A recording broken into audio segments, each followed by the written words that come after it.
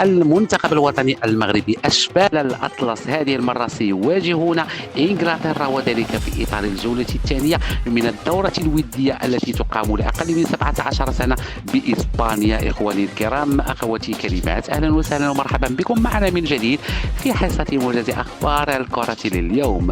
الكرة المغربية هذه المرة في تألق المنتخب الوطني المغربي الأقل من 17 سنة بطل إفريقيا سيشارك في هذه الدورة الودية إلى جانب كل من أوزبكستان وكندا وإنجلترا، استعدادا لكأس العالم للشباب التي ستقام بقطر ابتداء من 3 نوفمبر إلى غاية 27 منه من هذا الشهر. قبل ذلك أخواتي إذا كنت جديد معنا في القناة ما تبخلش الضغط على زر الاشتراك وتخلوا لنا لايكاتكم وكذلك تفاعلكم الجيد مع هذه القناة المتواضعة.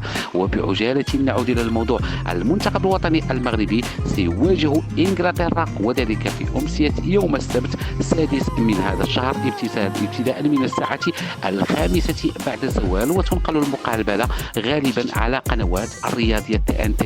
شكرا على وفائكم، لم يبقى لي إلا أن أشكركم جزيل الشكر. دمتم في رعاية الله، إلى اللقاء.